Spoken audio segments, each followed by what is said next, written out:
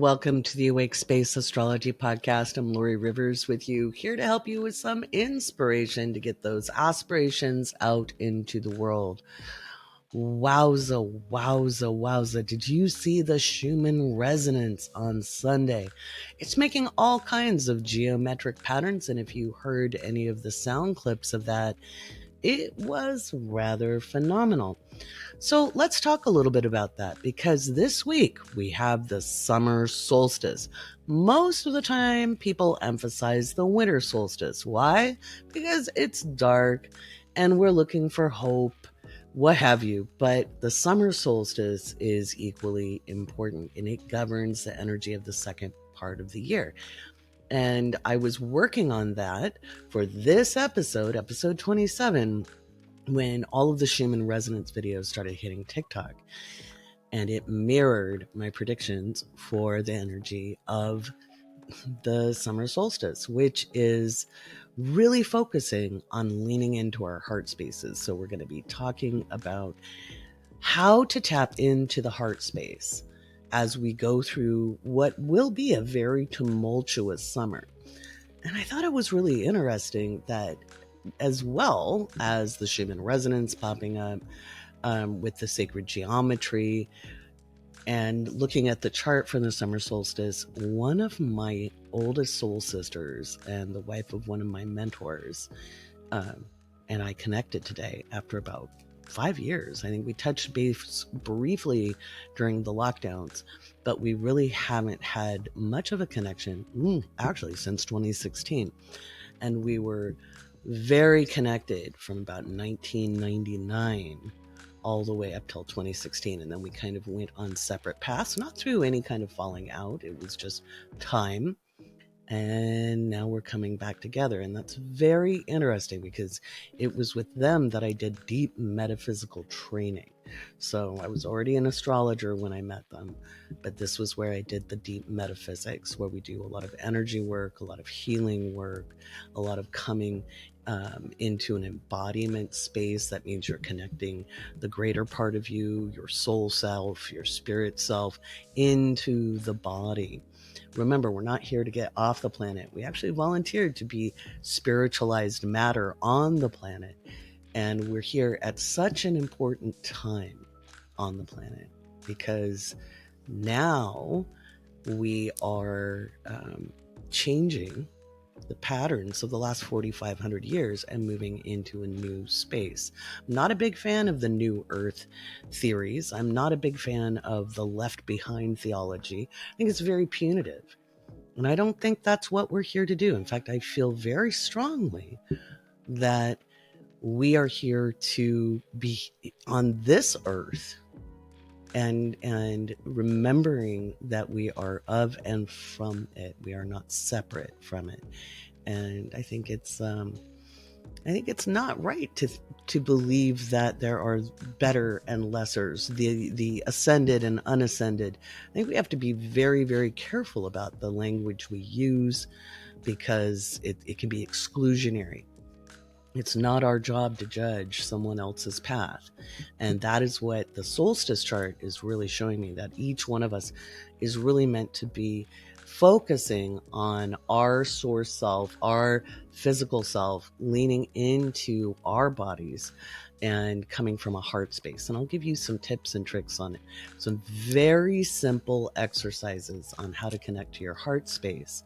The one thing I'm going to tell you that you do not want to do this week, okay, from June 19th all the way to next Sunday, all right, which is the 25th, I believe, don't do shadow work.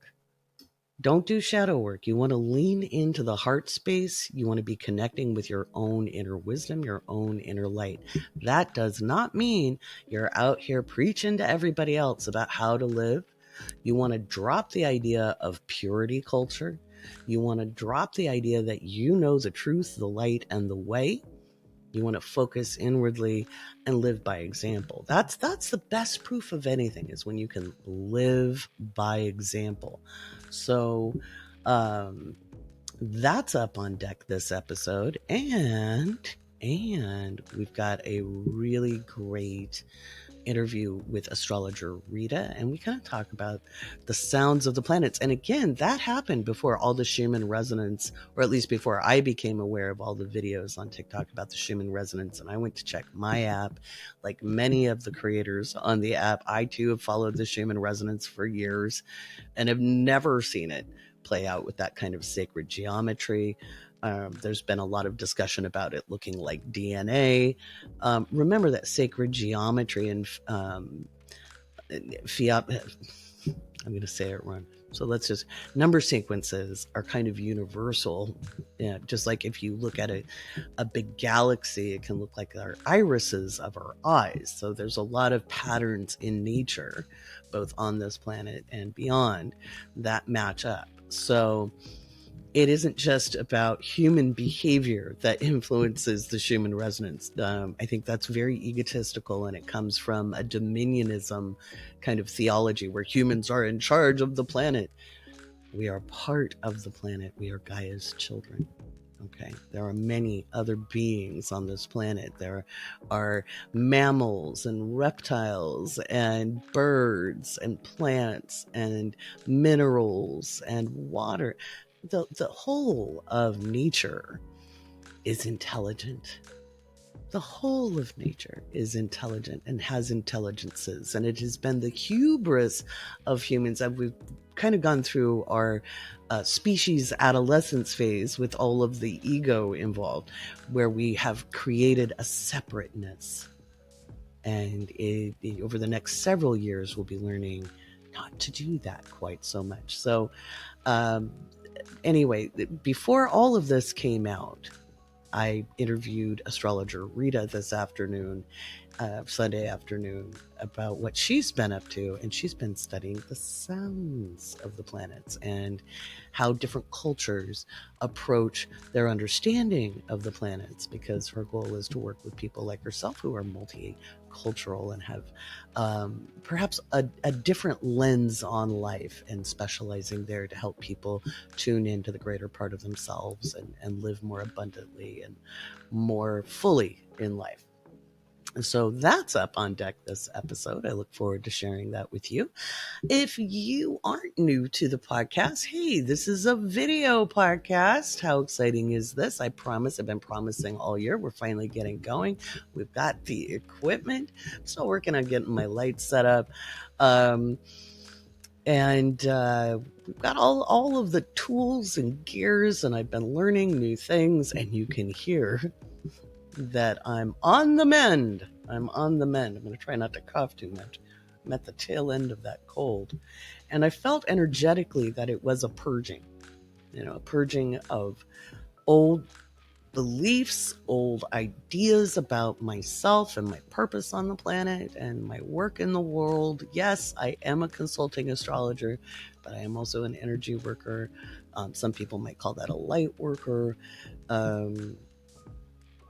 I've been a metaphysician longer than I've been an astrologer, right? Before I even knew what the word meant.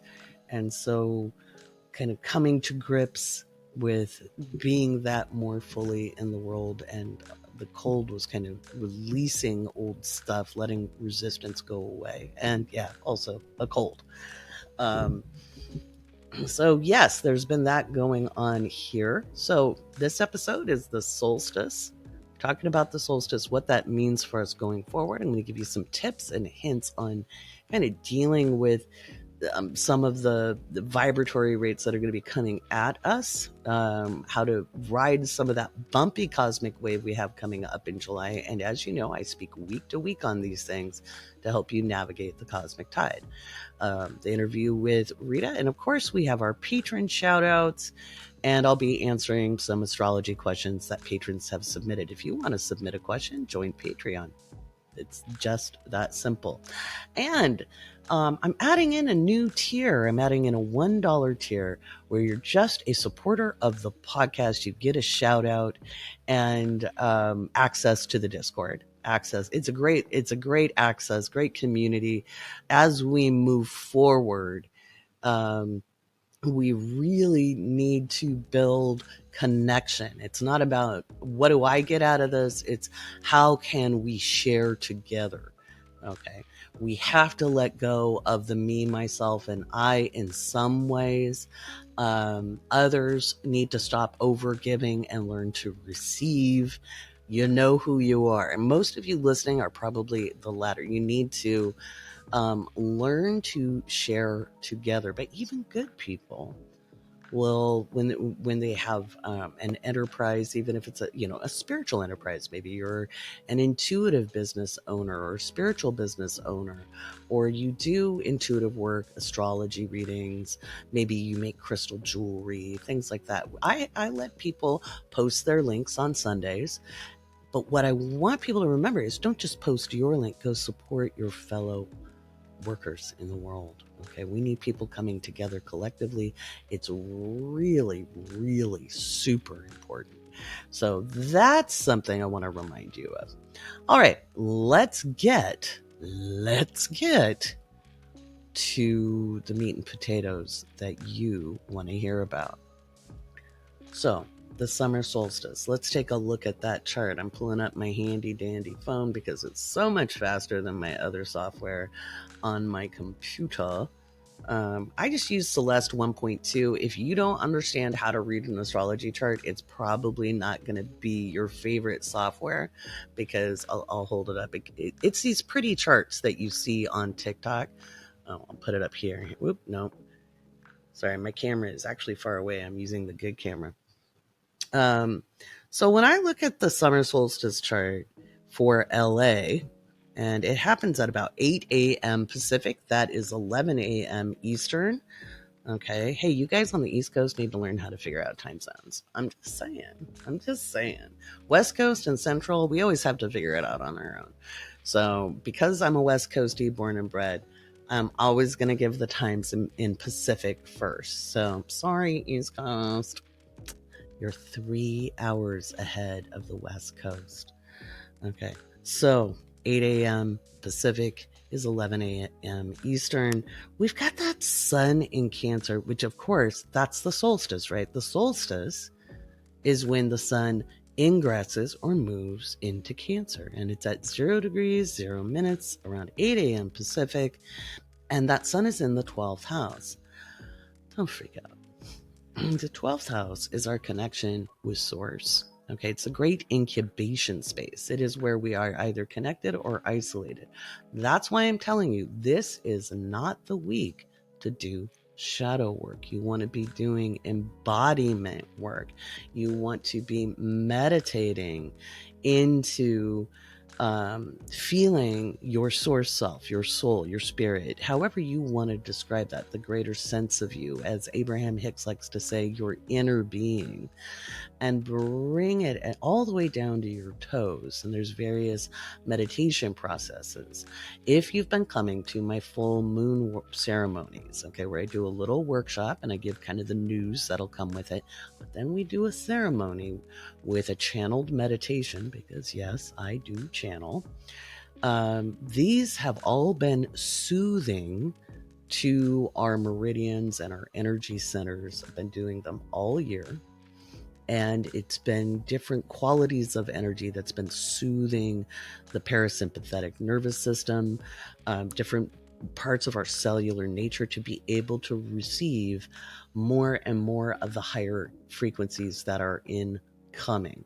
Okay, so because we are moving through, and very rapidly moving through, some bumpy territory energetically, as we get ready for Ray 4 to manifest in 2025, and Ray 4 in the 7 Ray work is harmony through conflict, and that's the ray that governs humanity, which means we often need a crisis to come to clarity. We often need a crisis point to come to new understandings. And unfortunately, due to all of the major world religions working on crime and punishment, and that is all of them in some way, shape, or form, where people who are pure or good or follow very strictly these rules are blessed by God, and those that don't believe or don't follow these rules strictly are considered condemned in some way.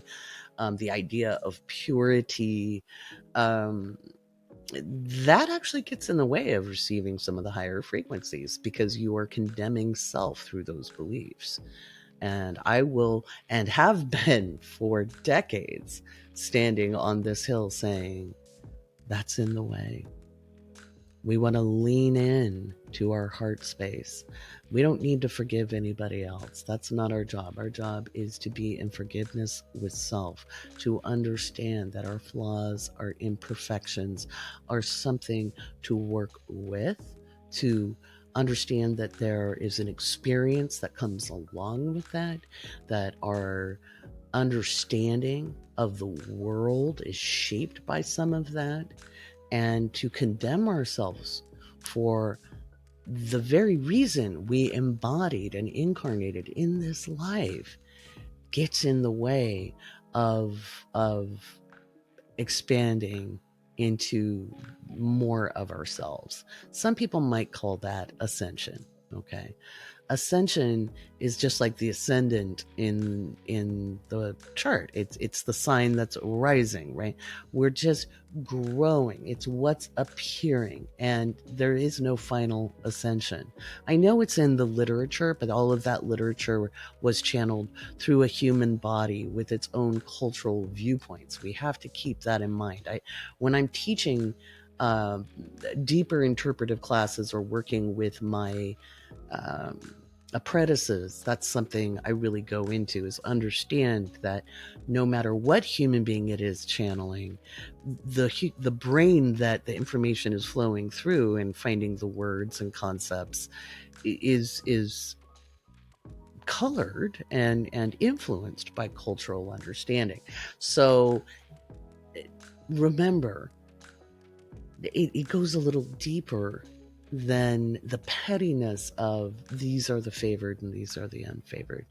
We're having experiences, and to look out at other and say this person is so wrong and evil, they are condemned. It is a distraction from looking at yourself. Okay.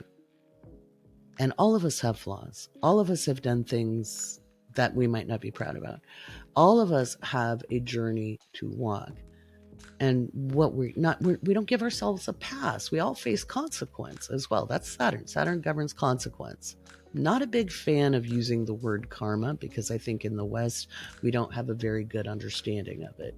And we see it again as crime and punishment versus consequence. And that's why I want to emphasize that. Now, Saturn is retrograde. Saturn in Pisces is retrograde. And so we're looking and reviewing at some of the consequences that we've created for ourselves with our decisions.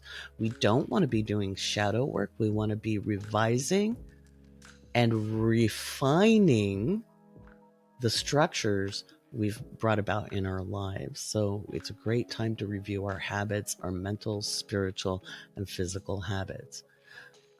Stop making excuses for where you're at. Okay. When I say it's time to connect to the heart space, and you're like, Laurie, it's so hard. I've had all these things happen. Laurie, it's so hard. I'd say it was easy. But the more you say it's so hard, the more you say, but I've always been this way, or my parents taught me to be this way, or life hasn't been fair to me. I had these unfair things happen. You and everybody else in some way, degree, or form.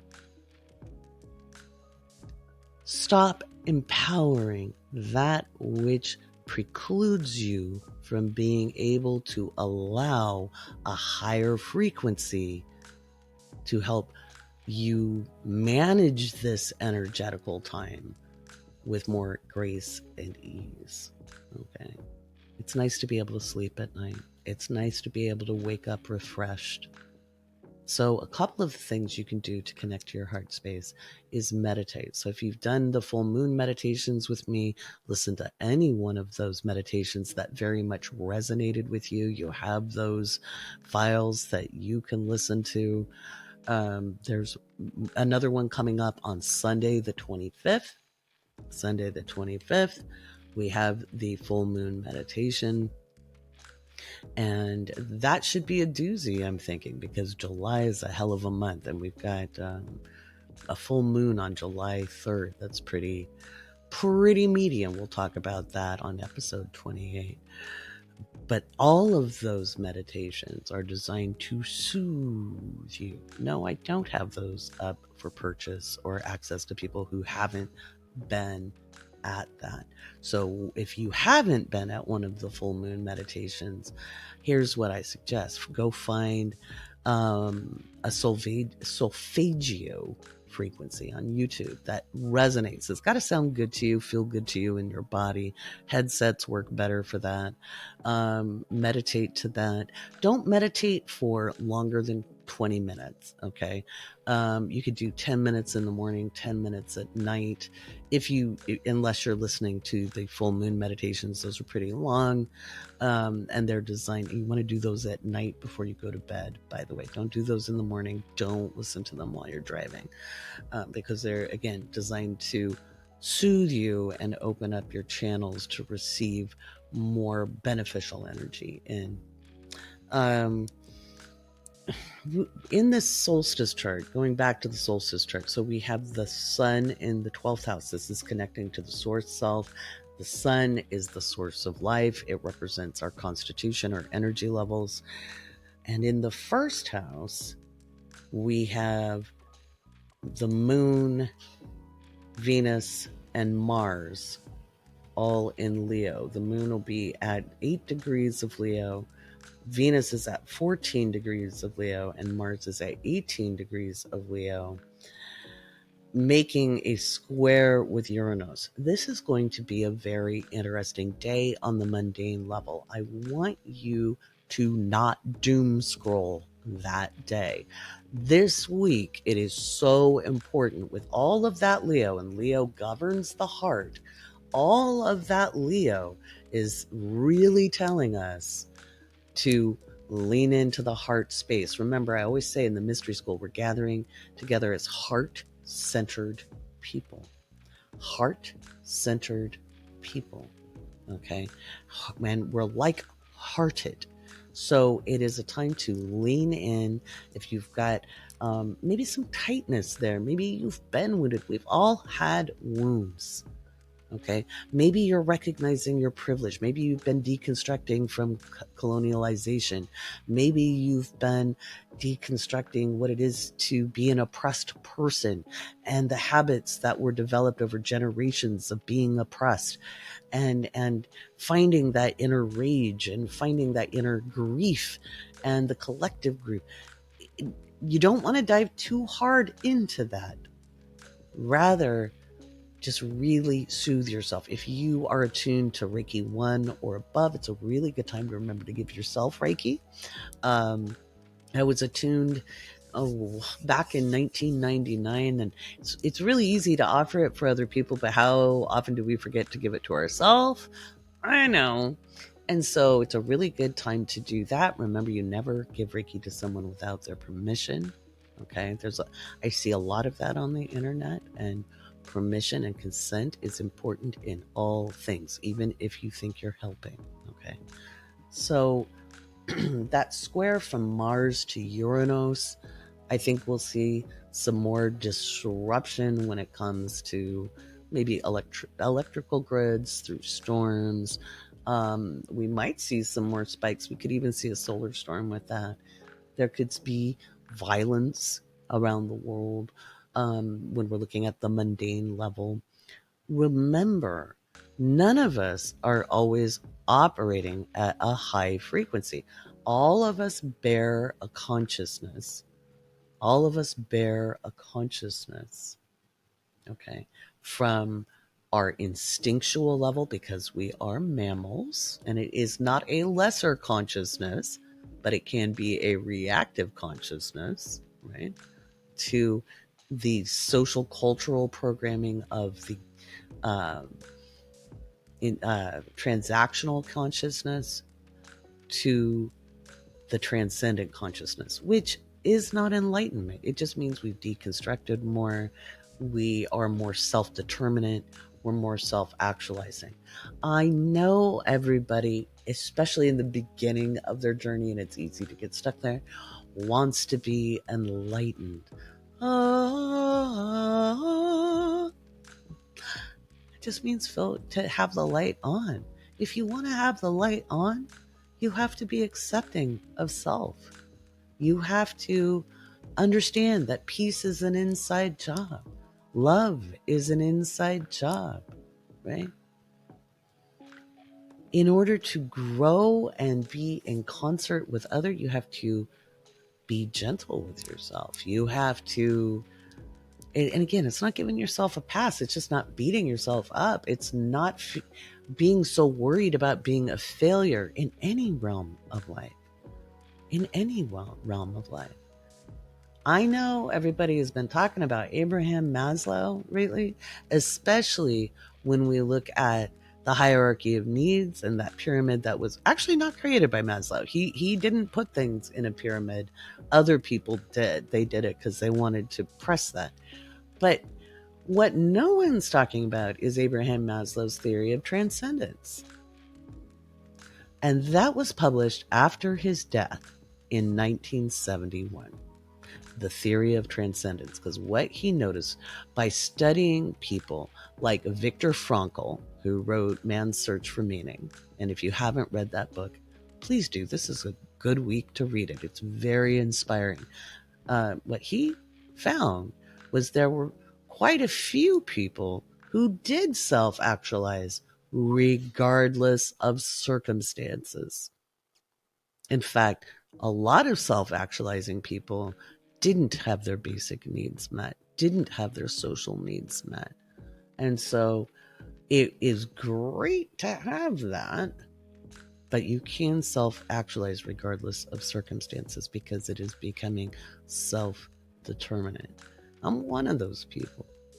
Self-actualization has been a process I have been dedicated to since I found out about it when I was 12 in a sociology class. It was really kind of funny. And the teacher introduced us to this idea, and I said, oh, I want to do that. I want to do that. And she said, oh, only geniuses can do that. Well, I'd had my IQ tested that year, and it came out genius. I went, oh, no problem. I've got a genius IQ. And she's like, well, only important people. And I was like, really? Even at 12, I was like, isn't that kind of rude? Like, you're just a little girl. You don't get to do that. Education. We don't need no education. Bum, bum, bum. Yeah. So what's also interesting in the solstice chart is that the moon will be in a square to Jupiter. So the hours before the solstice, there's some tension, and it's pretty big. And so we could see some border conflicts, economic issues, global treaties have trouble. So again, I think it's going to be an easy day to be distracted. And the one thing you need to cultivate if you want to be an energy worker and contribute to the betterment of all of our situation is learn how to hold your focus. And it doesn't mean that it is 100% unwavering all the time. Remember, we've got the instinctual consciousness, the transactional consciousness, and the transcendent consciousness. And we kind of bounce around that throughout the day. We could do it within minutes, right? The power is in the noticing. So if you notice you're down the doom scrolling rabbit hole, you turn your attention. So the perfection's in the correction. The power is in the noticing. The perfection's in the correction. So the mastery of living this life isn't so much being perfect all the time, living this purest life all the time. It's being able to bring yourself to focus on command, not just when conditions are right. Okay. So it's being self-observant. So when like people talk about the work, you've got to do the work and you'll get through this okay. That's what they're talking about, is being able to bring yourself back to focus. And I've got some material coming up about the work and how to be self-observant. In fact, that's all in the mystery school. That's the mystery school curriculum. It basically shows you how to do that inner work, how to be observant. There's lots of exercises to understand yourself in a deeper and more full understanding of self. And it is very gentle and reiterative so that you don't kind of blow open your awarenesses, because those big epiphanies, those moments where you just have this huge understanding, this massive awakening, that can actually cause some freaky moments, and it's uncomfortable. So we want to gently open our awareness, very, very kind of like stretching a good pair of shoes. I don't know. It's just very gently, so that we don't have those startling highs and lows and bounces. It can be very uncomfortable. And these are all techniques that I learned over many, many years, and I kind of took an integrated approach of kind of the best of what I'd learned through, working with many people and many modalities, and then just life experience. And people, once they get moving with that process, they do very well. And it gets to be where you don't want to miss a meeting because you feel so good afterwards. So there's that. If you don't do that work, that's fine. The thing you want to do is be very observant of yourself. If you react, if you're driving and somebody cuts you off and you're like, hey, you dirty, rotten so-and-so, take a minute. Stop yourself mid-shake of fist and come back down and say, hey, wait a minute. You ever seen that meme where, it says, well, just when you're about to yell at the guy who cuts you off and his license plate has like 111 or 777, you're like, that's all right, buddy. More often than not, that can happen when you learn to notice the reactivity and just turn your attention. Because if they didn't crash into you, if you could have had an accident, it didn't happen. So it's being very aware of, where am I in the present moment? Yeah, they were rude. Yeah, they did something dangerous. And no, nothing happened to you. In that moment, you are still safe and secure behind the wheel. And it's paying attention to what is in the moment that matters. Alrighty. I think it's a good time to do some patron shoutouts. What do you think?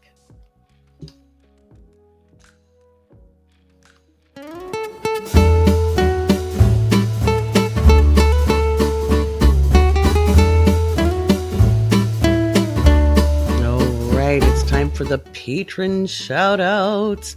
I've got Dion, Jessica, Alexandra, Farah, Hodger9, Heidi, Justin, Meg, Sabin, Courtney, Kathleen, Megan, Jennifer, Bianca, Jane, Maggie, Melanie, Amber the librarian. Actually, I dig that so much. Mariah, Melissa, and Sarah. Welcome as patrons. Thank you for sponsoring the Awake Space Astrology Podcast. Without you, there is no me. By the way, don't forget to look at the Crunch Report, and that's where all of your perks are. You get your welcome message from me. I might need to refresh some links in there. Always feel free to reach out to me with your questions in the messages, and we can respond to you there. So patrons get the special juicy discounts. Remember, until June 25th, patrons have very special savings on year ahead readings. If you're on my email list, I sent your coupon out last week. You can book those out as far as you want into December if you want. I close the bookings on the 25th. Mostly they're very intense readings. I look at up to 16 charts. It depends on the person. It goes month by month. I look at the overview of the year. I look at any aspects that are going on, and then I do all the lunar returns, and it's really spooky accurate what happens. Again, you have to take action on the energy. There's no sitting back and just waiting for stuff to happen. but I tell you about your timing. So patrons always get the juicy discounts on classes and readings. I do flash sales every single month. So that's what you get as a patron. And of course, it's you who get to submit the questions to Patreon. And this week, the dollar tier opens up, and you can just be a supporter of the podcast and have access to Discord, which is exciting. So I've been trying to think of a way to at least have you guys have a way of being involved, and you'll get coffee with Laurie because we meet in the Discord, so that we meet up once a month. That's not bad for $1 a month. Alrighty, without further ado, I'm going to introduce to you one of my apprentices, natal astrologer Rita. She is an amazing astrologer. She was born in the United States, spent a lot of her youth and childhood in Russia because her mother is Russian, and then came back to live with her mom in the States. So she has a very unique perspective, as many people who are multicultural, multinational, and we talk a little bit about that and how we interpret astrology given a different perceptual lens.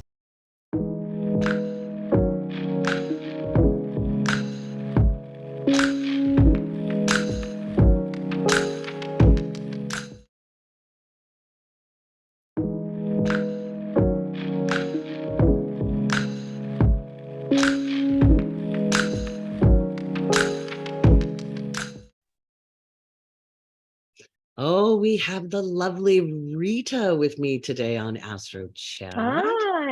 Hi. Yes, that's me. That's you. Oh, I get so many compliments about your readings, your depth of insight, how you help draw the real person that they've come to be. That person, maybe sometimes they're a little bit afraid to admit that they are. Yeah, that's a wonderful way to put it. Yeah. What have you been up to lately? Um, I've been studying planets and rooting myself onto this planet a lot lately. And when you say 12th rooting, house transits. 12 house transits, yeah, trying not to fly out into the ethers and remain Yeah, embodied, right? yeah. What can we tell our listeners about that a little bit? What are some of the ways you stay embodied, Rita? I think one is definitely seeing in any situation that puts a certain irritation, onto me, that there is something in my life that I'm doing that might be putting the same irritation onto others. Yeah, So that's one reflecting. way. Yeah. Reflecting, and what has been helpful is connecting to art more. I've been really, really connecting with art lately, especially visual art, and it manifested in a certain way that you know of. Right. Yeah. Not a bad way to manifest. No. Right. Yeah. It's interesting. I just read an article in a psychology journal because, just for our listeners, to be a good astrologer, you have to study everything that piques your interest. And they were saying if you feel stuck, like mentally, you have a block or writer's block or a productivity block, or you have to make a decision and you're stuck with it, do 20 minutes of art. It gives you a dopamine rush. It was a real clinical study on the brain. Yeah. So getting involved in the arts, and I think we really need that right now because there's some crunchy times ahead. Yes. We're building towards 2025, which is a very interesting year metaphysically. People have been talking about that for about 150 years. Oh, And then wow. astrologically, yeah. In the theosophical works, they've been talking about that's when Ray 4 in the 7 Ray theories activates, and that's harmony through conflict, which governs humanity. Yeah. So knowing who you are is good, and doing some art to remember some of the joy of being in the body. Yes. Yeah. So you said you're studying the planets. Yes. What about them? What about them? Yeah, what about them? The cultural depiction of the planets that Mm, we as humanity have been drawing onto them. mhm. So And beyond, go ahead. oh yeah, I also wanted to add that I've been listening to the sounds of the planets a lot. Mhm, You know, the mhm. videos that are out Yes. there. They're so Mhm, mesmerizing to me lately. mhm, mhm. Yeah. If you haven't read Dave Rujar's work on the music of the spheres, go look it up. Dave Okay. Rujar was one of the greatest mystics of the 20th century. I actually was speaking about him the other day to somebody, and I was like, I am aspiring to become as cool as he was. Mm-hmm. And I Yeah. didn't get to the music of the spheres yet, so thank you so Mm-hmm. much for Yeah. mentioning it. Yeah. After we're done recording, I'll see if I can remember where those are, which books. But well, you come from his lineage. So Yeah, because Joanne Wickenberg was one of my teachers and she studied with Dane.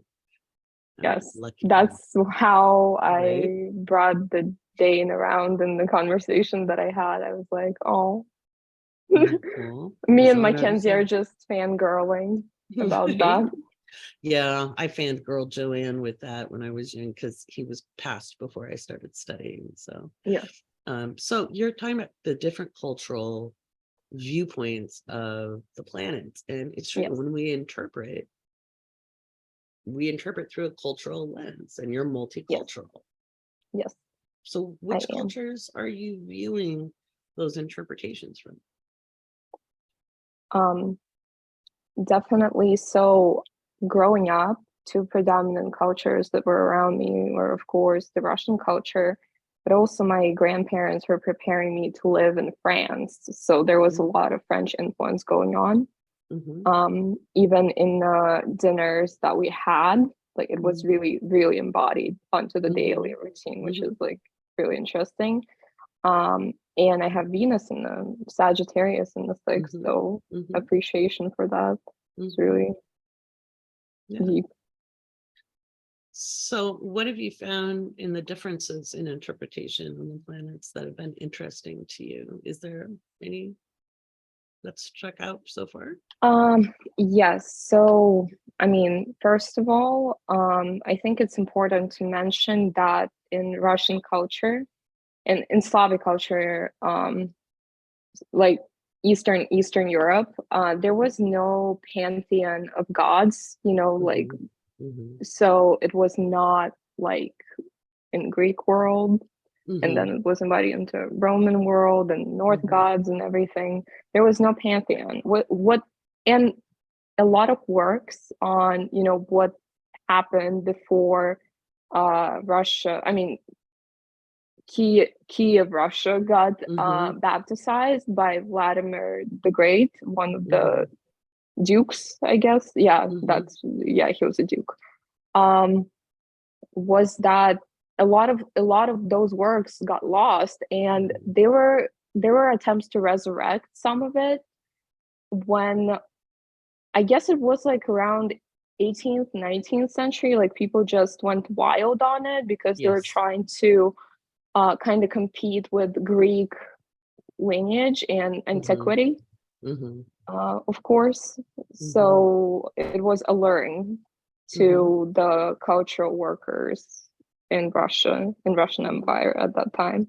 Mm-hmm. Um, and so with that, I also found out that one of the most famous painters who was really active in that sphere, and he lived until 1920, I think, or something. So it was like pretty Mm-hmm. relatively close to us. So he was kind of portraying a lot of folklore Mm. in his works, and also there was a painting that is being on display in Tretyakov Gallery, which is one of the major galleries, museums in Moscow, where I come from, Mm-hmm. specifically, and where I spent time, where Ivan the Terrible is looking from his little nook on Red Square towards the comet. Oh wow. And yeah, and I was so I mean, I was just so involved with this sketch. It's not even a painting. I think it's just a sketch that was on display.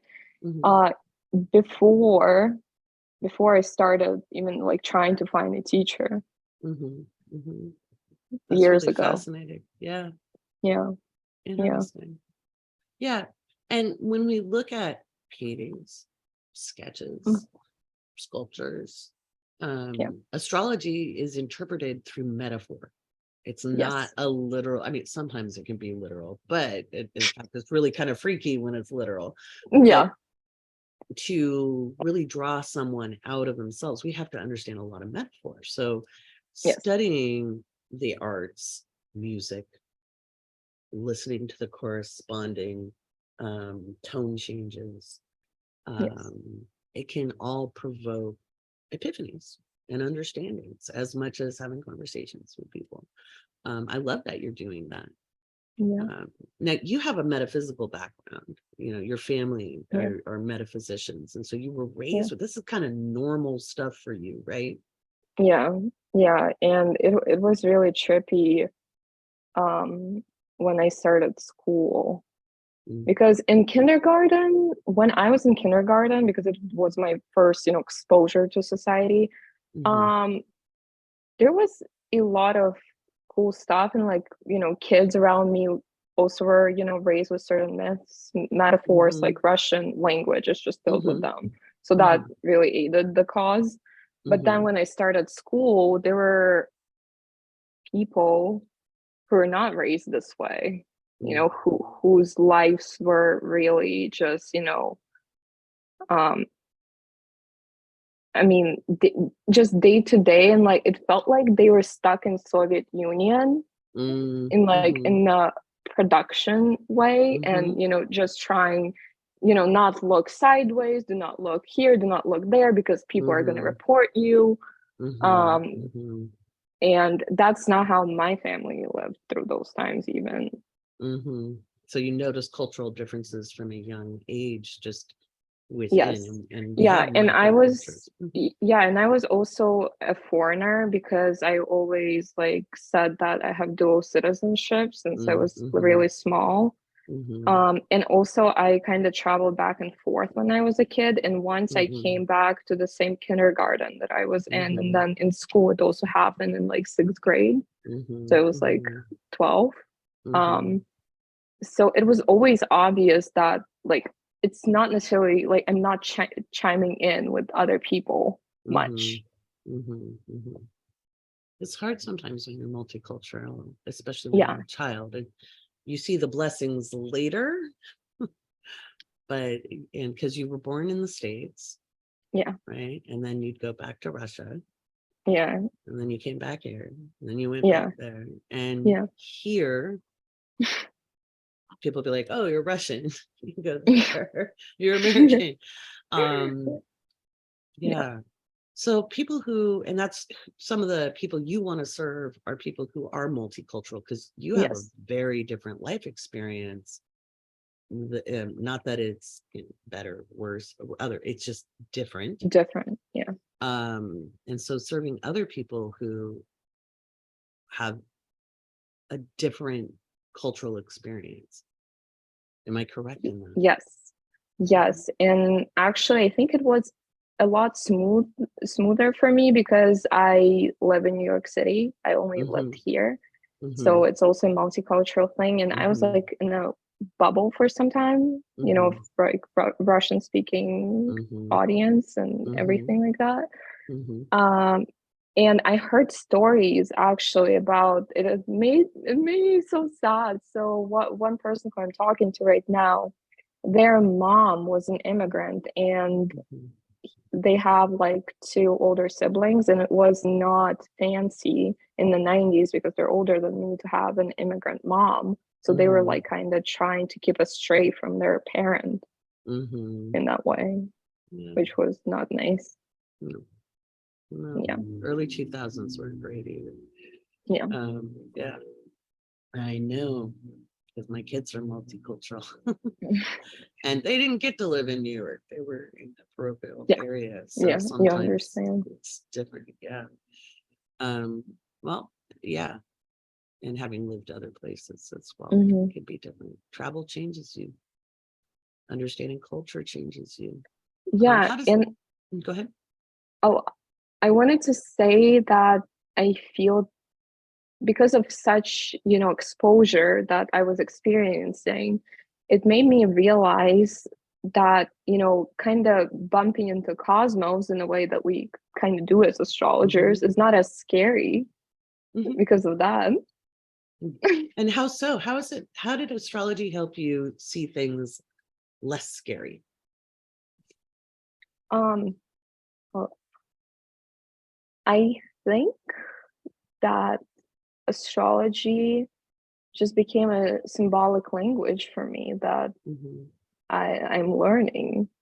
And symbols are everywhere, and it's pretty cool because also, I'm a visual person, and just being raised on certain myths and depictions, and God knows only what knows. It definitely helped. And I said that before. I was like, since I can remember myself, I was aware that I was a Scorpio sun, which is like really cute. And I would create plays in kindergarten about that. I would like tell people, guys, ask your parents, what is your, zodiac, and let's figure this out. So I was like trying to put something together. There you go, destined to be an astrologer and a philosopher, because they go hand in hand. What's one of the biggest differences in interpretation? Like you said, there wasn't a pantheon. So how did, like in Eastern Europe, did they describe the planetary energy, if not through like a pantheon like lens, which I'm fascinated by that because the pantheon drives me nuts. So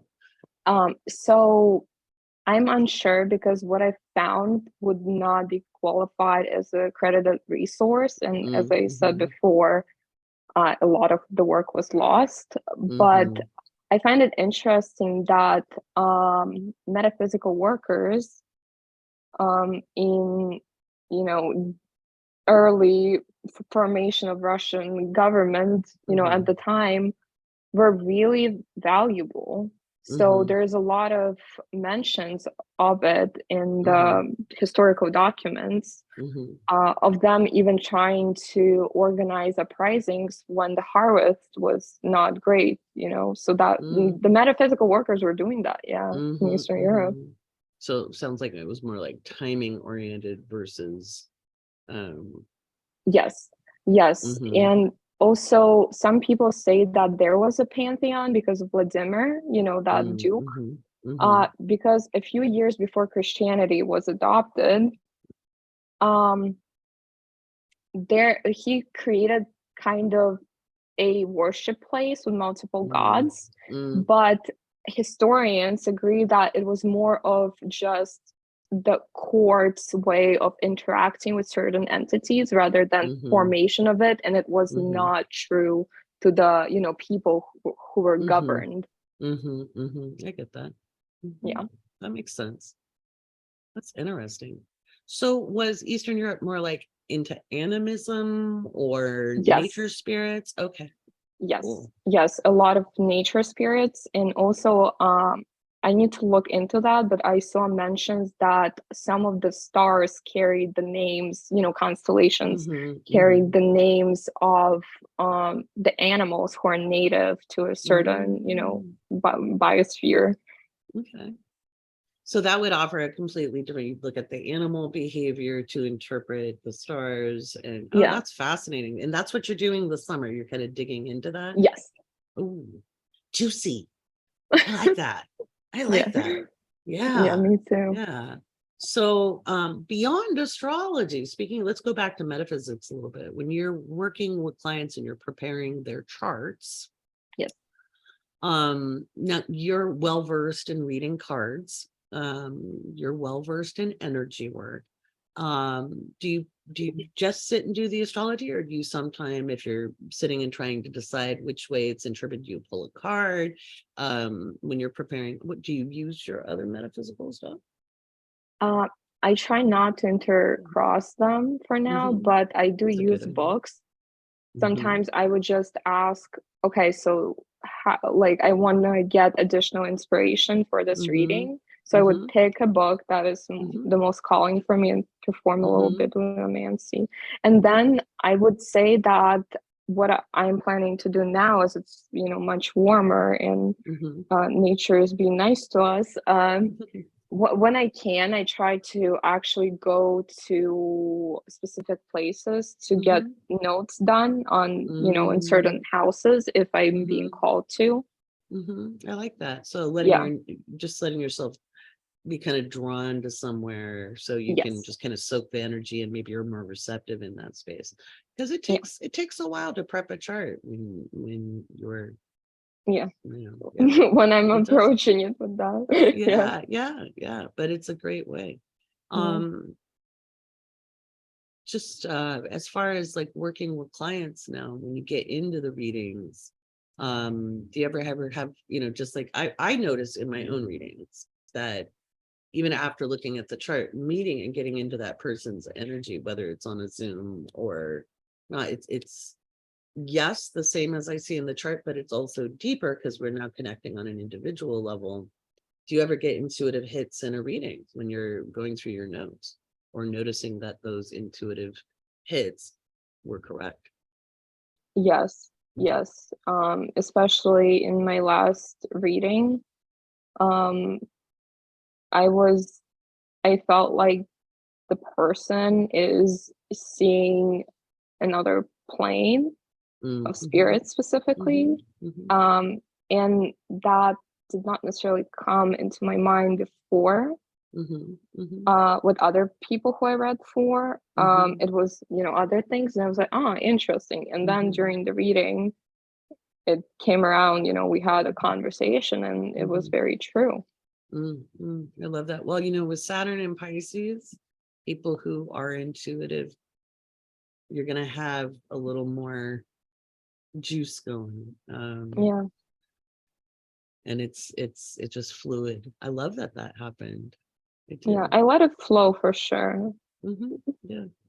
Learning to trust that, and it's nice to have feedback. So just for our listeners, if you have a reading with Rita or any other astrologer, feedback is important. Letting us know it's not like a psychic reading where you don't feed the reader, because we're looking at possibility and probability, and each one of those symbols on your chart that they're sharing on the screen, there could be books written about each one, and there are books written about each one. There's volumes.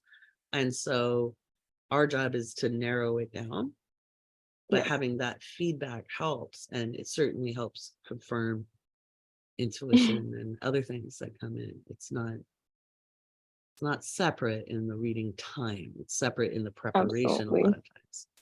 Absolutely. Yeah. What are you most excited about this summer? For sure, few new environments where a lot of metaphysical workers have resided. Specifically in Los Angeles. You're going to LA. I'm gonna get to meet you in physical. That's cool. Yeah. I love that. And I've been getting pulled to be more, how to phrase it, to be more present with American culture, and specifically entertainment and cartoons. So cartoons. I definitely gonna be doing that, which I'm excited about. And also there is something going on in like early stages, which is connected to me, maybe at the end of summer or early September, hosting a little class with a bunch of like 4-year-olds here in New York. About astrology. I love that. That's great. Yeah. That's sweet. Yeah. That's sweet. I love that. I think we should teach children astrology like a language, like we teach our language. The more they Yeah. know about themselves, the better. I love that you're doing that. I'm excited for you. So, Yes. listeners, through June of 2023, you can save $100 on natal chart readings. We'd like to get Rita booked up because she has a lot to offer, and she can help you really draw out the you kind of think you could be, you might be, and she can validate that. So astrology doesn't ever surprise you. It just talks about stuff that you probably don't talk to other people about too much. And Rita's Yes. very, very good at doing that. Thank you. Yeah. I get so many compliments about you guys. I mean, they're always coming in, and couldn't be more proud. I really couldn't. So you guys do an amazing job helping people know themselves, and and helping them know themselves, and not just know it, but how to act on it. Because that's Yes. the times we're in today. We can't just comprehend something. We have to take action on it. Yes. Yes. And astrology is one of the ways how I take action. So. Absolutely, madam. All right. Thank you for being on. Thank you so much too. It's always nice to talk with you.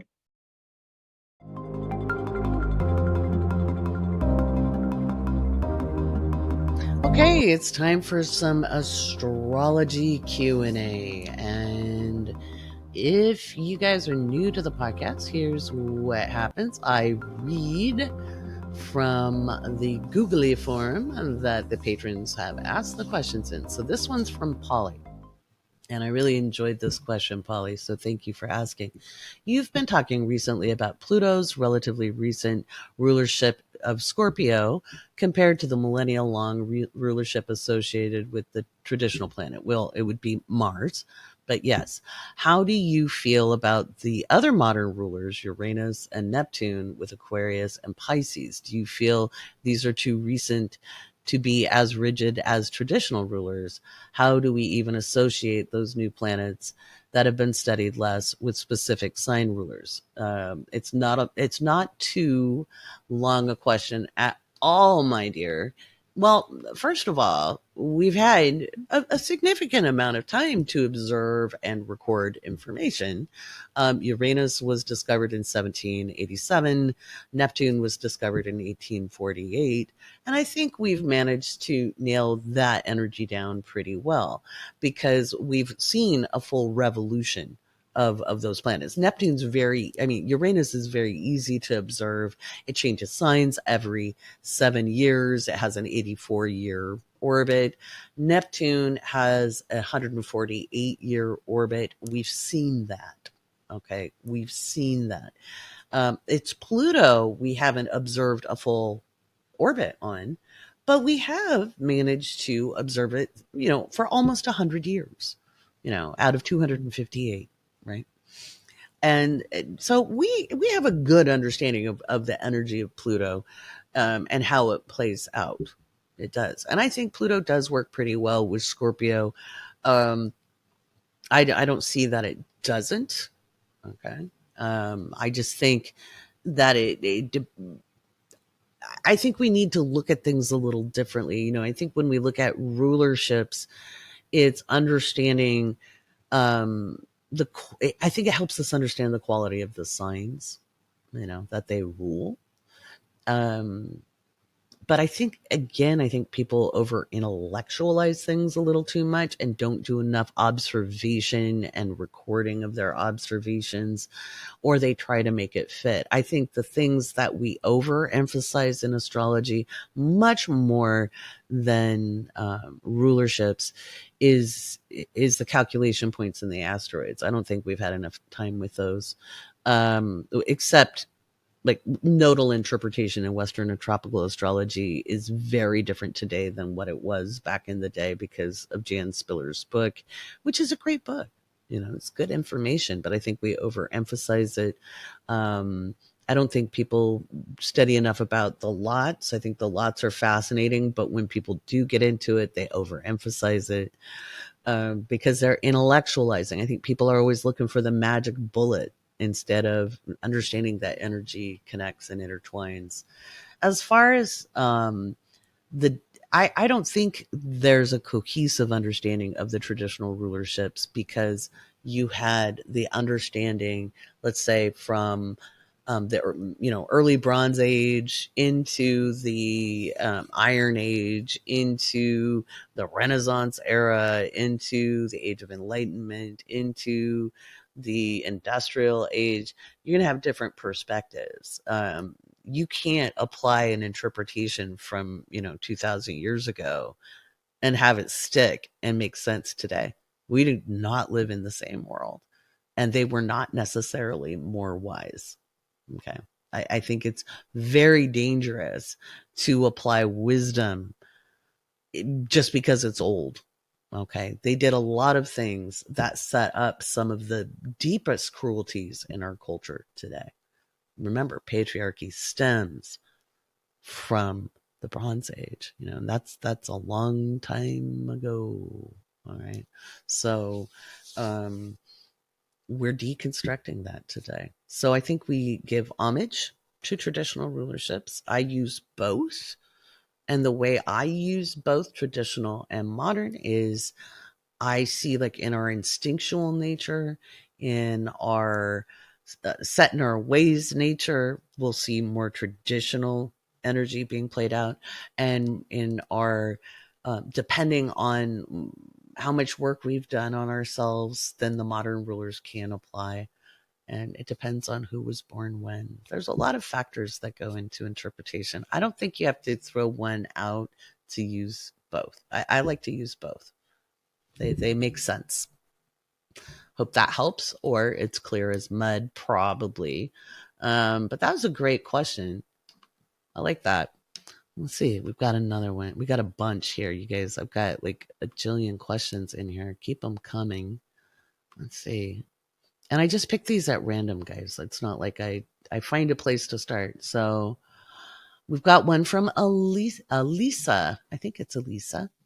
I was wondering if you could talk about the birth chart of animals. For example, do puppies in a litter all have the same chart because they're born so close together? Well, when do they take their first breath? It depends. Some are going to be, some births are spread out a little bit.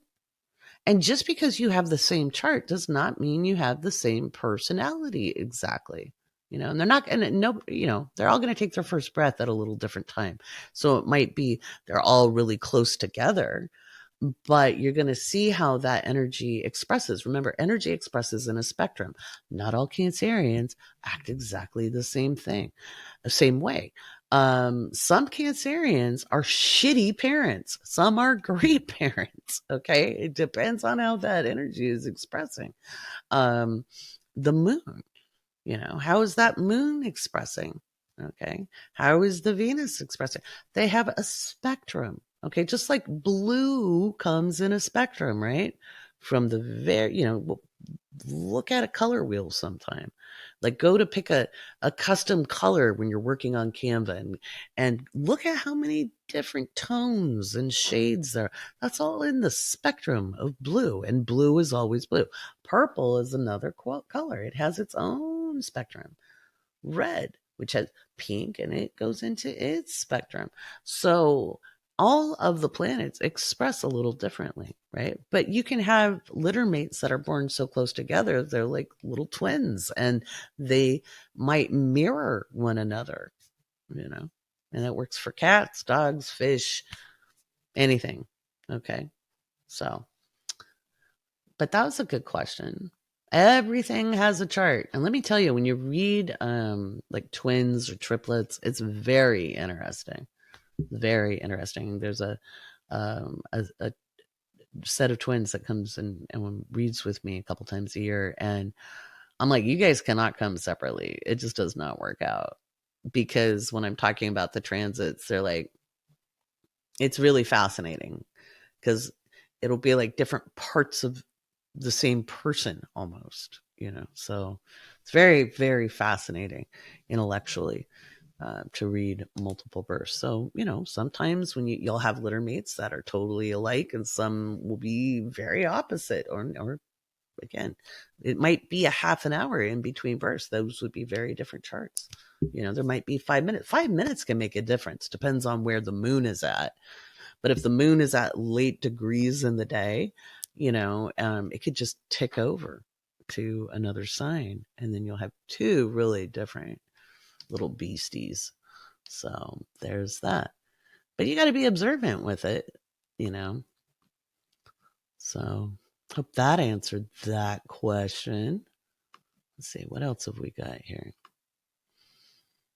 Let's see. I think I answered that one before.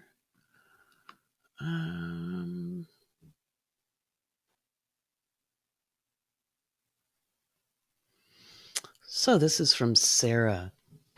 Sarah J. Does astrology ever change depending on location, particularly hemisphere? I've heard you say that eclipses only have an impact where it's visible. Yes, that's actually classical astrology. It's not just my word.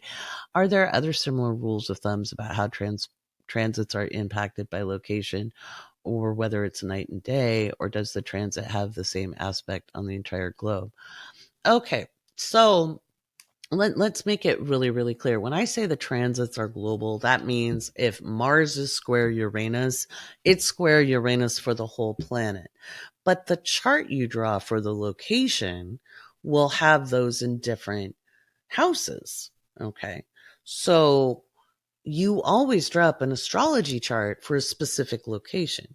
So if I'm in Australia, or I'm looking at how will the Mars square Uranus that's happening, throughout this week, into early next week, how does that affect people in Sydney, Australia? I'm going to draw up a chart for Sydney, Australia, right?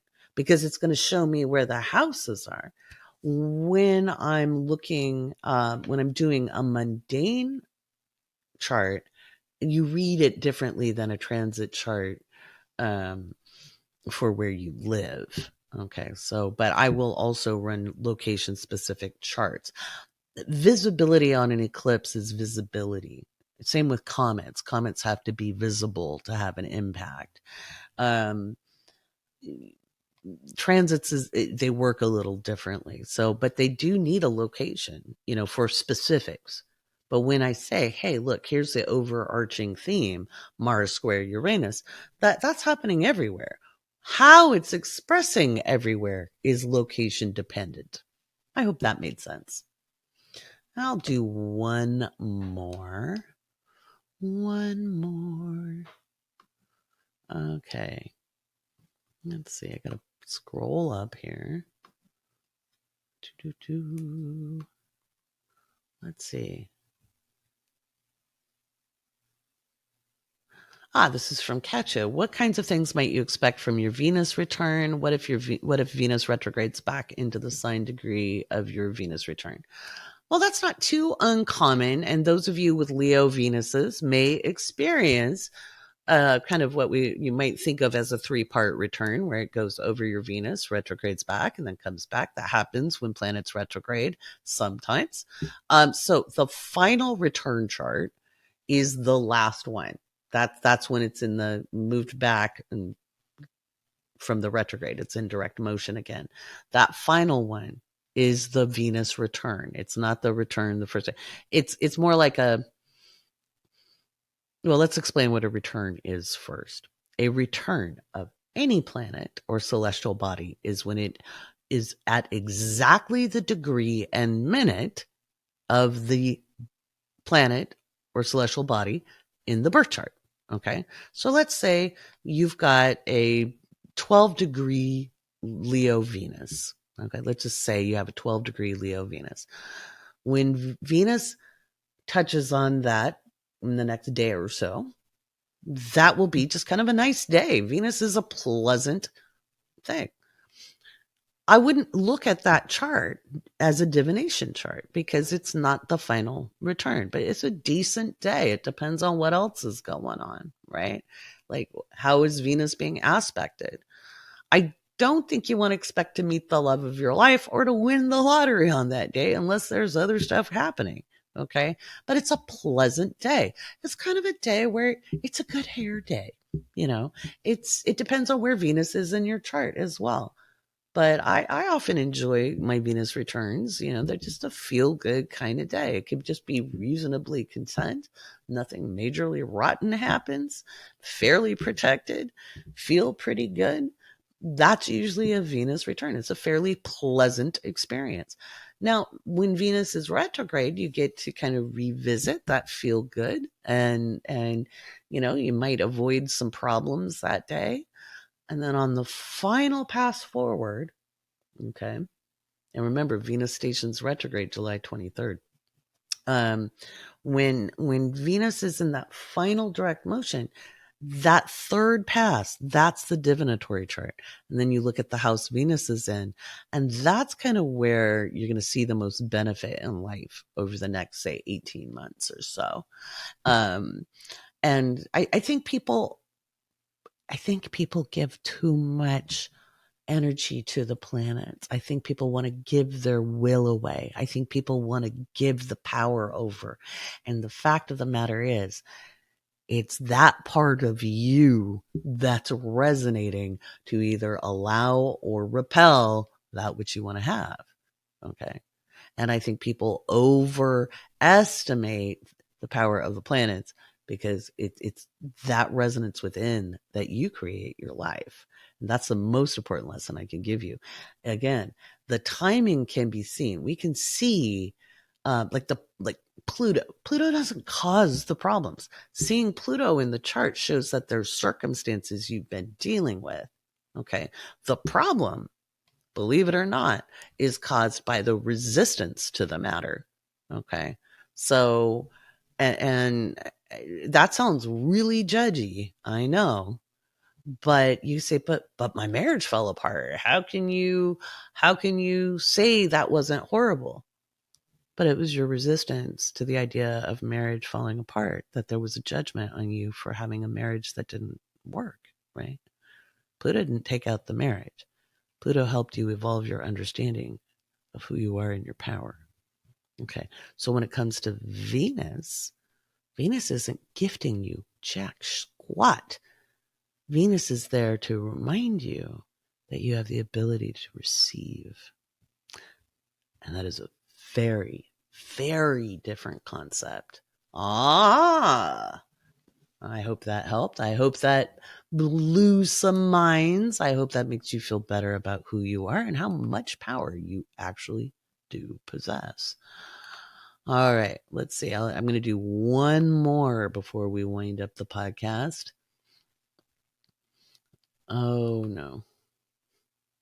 That one is, I've answered that. I'm going to take that one out. I'm trying to remember to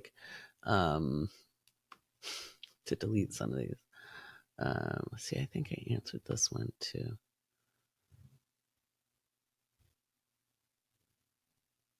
Oh, this was a good one. This is from Mama AJ. Can you explain the difference between when a planet goes stationary and when it goes direct? Are they the same thing or are they different? They are different. And let me explain that to you.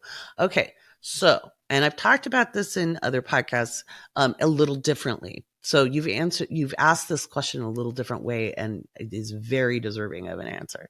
So, first of all, all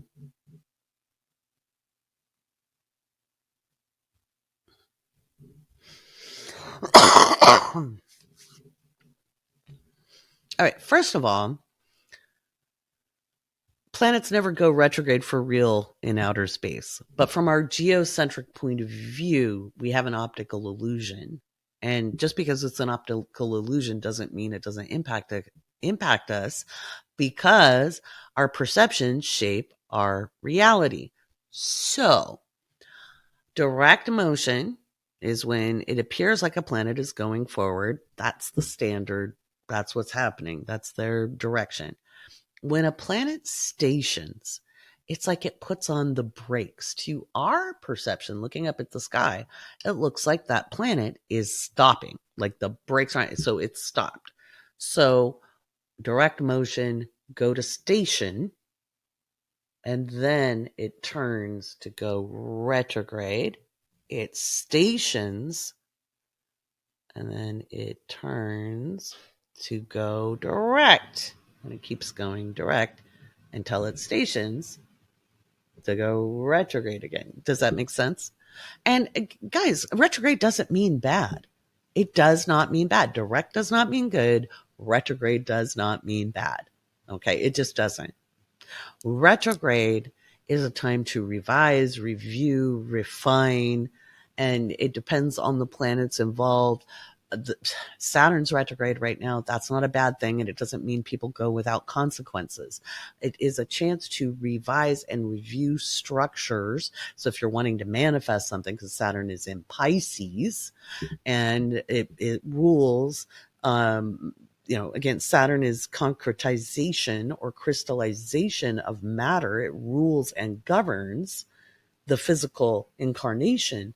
Pisces is dreams, illusions, fantasy, connection to source. None of those are all bad. Like when people are like, you need to be realistic. So you need to be, their idea of realism is misery, right? That's supposedly realistic, but you want to build out a dream and you're somehow a fool? I'd rather be a fool. I'd rather die trying than to be miserable, right? So while Saturn is retrograde, now is the time to revise and review our action plans and things like that. Just like I talked about when I talked about last week about the new moon that was square Neptune. Very similar themes going on right now. I hope that answered your question on the direction of the planets. So remember, if you're a patron, you can submit your questions to the Googly forum, and I will be glad to answer those. If I haven't got to your question yet, I'm not picking and choosing users. I'm just kind of randomly going through questions, and I'm trying to remember to delete them when I'm done, and just kind of do that. So let's see. Oh my goodness. So I look forward to more questions coming in, and I'll link that up in the latest Crunch report because I'm sending that out tonight. I'm almost better, guys. I'm almost better. Still have a little bit of a cough, but hopefully next week I come to you congestion free, and we'll definitely be talking about what's coming up in July on episode 28. Thank you once again for listening or watching the Awake Space Astrology Podcast. Don't forget to subscribe to the YouTube channel so that we can keep bringing you more good stuff, more Astro Chat. We're just developing this, so thank you for your patience. And next week, if you're a patron, remember, I'm going to be doing the live stream horoscopes again, just for you, patron only. I should be able to do that without hacking up a lung and taking a break every 5 minutes. I'm Laurie Rivers. I'm your host of the Awake Space Astrology Podcast, and I look forward to serving you episode to episode. Remember to love yourself this week.